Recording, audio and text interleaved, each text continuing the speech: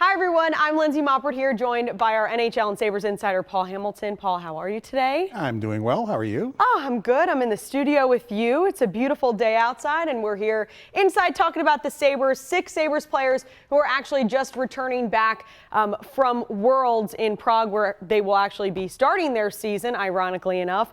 And the only Sabres players to actually come back with a medal are Rasmus Dahlin and Victor Olofsson, as they were on Team Sweden, who just beat Team Canada. And we'll get to that in a second. But Paul, I guess I just want to start things off here. Who was your player that impressed you the most during this tournament? It would be easy to say Dylan Cozens, and Dylan Cozens was fantastic. There's no question about it, and we'll get to him.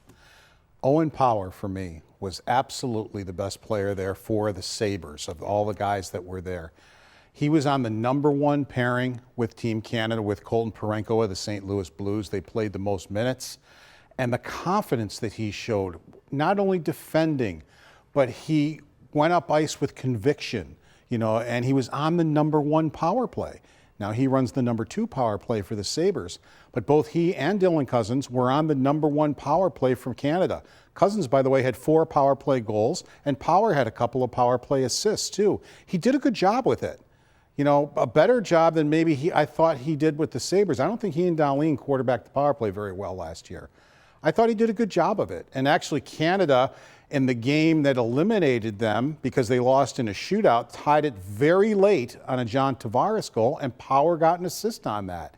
It was a power play. They decided to use Berard. I don't know why they weren't using him all that much. I mean, Berard is a special player. So he got on the power play, which he wasn't. Power got the pass over to Berard, who got it to Tavares. And 3 former first overall picks got together for a goal there. All 3 of them are first overall picks, and it tied the game, gave Canada a chance to win. They didn't, but gave them a chance. And just quickly, I want to say, I despise shootouts to decide a championship. I despise it.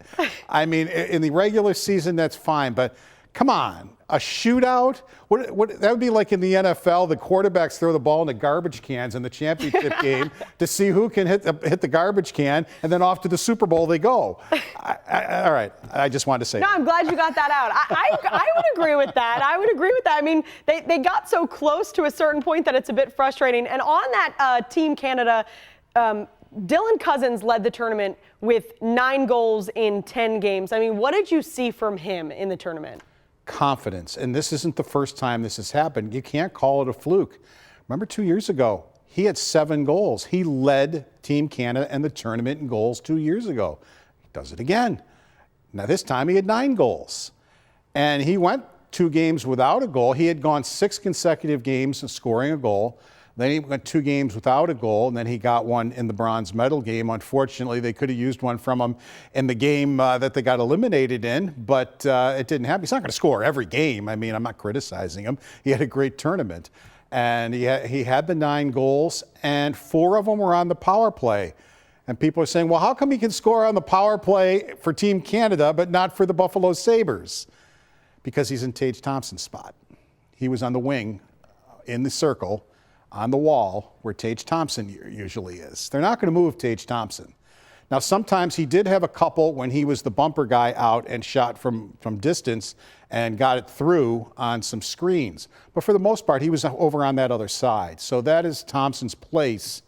But it just gives him some confidence now, I think, to when he comes back to the Sabres, that even if he's not over there, if he's someplace else on the power play, he has the confidence now. He got a couple of rebound goals on the power play where he understood where the shot was coming from, where he needed to be. Puck came right to him, had the wide open net, and it goes.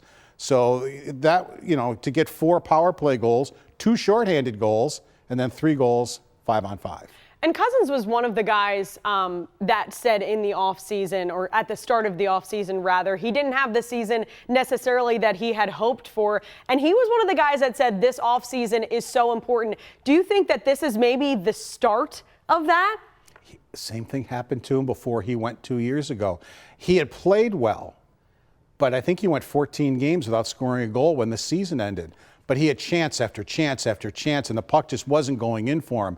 And he had said to Kevin Adams, I'm going here to get my goal scoring back. Led the tournament in goals. Now, I don't know if he said that this time to Kevin Adams, but he certainly did the same thing after he had 18 goals this time, coming off a 31-goal season, but still, it's not what he was expecting out of himself, and he went there with a mission. And then J.J. Peterka, the one player who we have talked about, had a good season and was on an upward trend with the Sabres last year. He had 5 goals and 4 assists in just 8 games. Last year in the tournament, he was named the best forward. What did you see from him this year with Team Germany? He had a great tournament last year. I saw more of him last year because he was in more of the games. You know, his team was eliminated when it got down to the semifinals, so I didn't see a lot of Germany this year, where I did see them last year. But he went in there again, came back with confidence. Now he went 2 years in a row where Cousins had that year in between, and he's best forward. And I mean, he played really well. It wasn't like he didn't play well for Germany, but they're not going to name a guy who gets eliminated before the semifinals as the best forward again. Right. He did the best he could. He had 9 points in 8 games. He's their best player on Germany when it comes to this tournament. Now, he's not the best player on Germany because there's a guy named Leon Draisaitl, who is also German, who will be on the Olympic team. So I don't think JJ's the best German player. But when it comes to this tournament, Draisaitl's busy in the playoffs. He's not going to be at this tournament. But he really accounted for himself now 2 years in a row very well. And on Team Sweden, of course, they won the bronze medal. Rasmus Dahlin, I mean, did you expect to see a little bit more from him, or what was your biggest takeaway from his level of play? I would have loved to seen him with Victor Hedman. When Dahlin was up for Rookie of the Year, I was on the red carpet at the awards in Vegas, and I talked to Hedman, and Hedman goes, this kid is special. He goes, he is going to be up for the Norris Trophy so many times. He goes, you're going to be here all the time with him. And it would have been great if he would have had a chance to play with Hedman, but Hedman has always wanted to play with Erik Karlsson. And this was the first opportunity they ever had. So they were the #1 pair, which put Dahlin on the second pair, which helps him because he's not going up against the best guys. So he's going to play probably even better. He was out there with Brodin of the Minnesota Wild. He did play with Hedman on the power play, so that was good. I just think it would have helped Dahlin's growth to be able to play a whole tournament with Hedman. I think that would have been great for him. But he did well. I mean, he had 2 goals, 7 assists, 9 points in 10 games.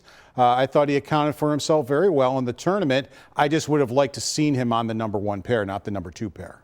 The other Swedish player on, obviously, Team Sweden during the tournament, Victor Olofsson, possibly not necessarily a Sabres player by July 1st. Just tell me, I was reading what you had said about a Swedish outlet, maybe saying that's not really a possibility at this point. Yeah, he told a Swedish outlet he's done with the Sabres, and I understand. Of course you are. You didn't get to play the way you wanted to play. You weren't used the way you wanted to be used. So of course, he scored 4 goals for the Sabres this year. Of course he's not going to be back. And quite honestly, I think the feeling's mutual. I don't think the Sabres would bring him back. So yes, he's still a Sabre. So we can say, yes, Sabre got a bronze medal, but he's only going to be a Sabre until his contract runs out on July 1st. So I guess, Paul, just the consensus of all of this talk about the 6 Sabres players, maybe 5, that competed in the World Championship. It's just all of this success, Cousins, Power that we talked about, Peterka, does this translate now into where they're headed this next upcoming season with Buffalo? You know, it has so far. And look at what Cousins did. As I said, he was slumping before he showed up 2 years ago. Leads the tournament in scoring. He goes from 13 goals, 25 assists, and 38 points to 31 goals, 37 assists, and 68 points. That's 18 more goals and 30 more points because he showed up with confidence after that. J.J. Peterka, last year, best forward. He was coming off 12 goals, 20 assists, 32 points. He comes back and scores 28 goals and 50 points. That's 18 more points and 16 more goals. It just seems like this tournament, when they play well like that, fills them with confidence. And I know it's only May and training camp isn't until September, but I have seen a carryover for it. And if Power, if you remember from January 1st, was playing much, much better than he had before. But I thought he was even better again at this tournament than he was, you know, in the last half of the season. I thought he really took a step in the tournament. Bo Byram looked like the Bo Byram that showed up from Colorado. Not the Bo Byram, who was all confused once they started coaching him. When he first showed up, he was like, okay, I'm just going to go out and play. And then it's like, what do I do? There's not much structure out here. Okay, this isn't going real well. But he seemed to be back to being Bo Byram, very solid. It wasn't that you noticed him all that much. He's a defenseman. That's good. Right. If you don't notice the defenseman, that's good. He had a couple of good shots that got through to the net that were tipped, and I just thought he had a solid tournament. And I think it's definitely encouraging for Sabres fans, as we said at the end of the season, this team said we want accountability. We're not going to let this happen again. And saying, as I said, Cousins was saying, this offseason is so important for all of us. And then to immediately see this kind of outcome and his level of play really amped up in this tournament, I think fans definitely have to be happy about seeing that. Definitely. And Lindy Ruff, it's a new coaching staff too. So I think they're excited about that. They're excited about the new. Well, the old hasn't worked out real well. We still didn't make the playoffs. Now we have new. Let's see how the new works out. Right. Can that work out for us if you're a Sabre player? Can that work out for us to try to make the playoffs now and finally get there? And I think Power would be excited, Dahlin will be excited, and Byron will be excited because now they're going to play defense with more structure than they did under the system that Don Granato had out there. Yeah, so a long road ahead, clearly, and we will get there. First, we're going to start with the NHL Scouting Combine, which is always here in Buffalo in the Harbor Center, and that is next week. That's ahead of the NHL Draft, which the Sabres have the 11th overall pick, and that is in Viva Las Vegas. But for now, for Paul Hamilton, I'm Lindsey Moppert. We'll see you here next time.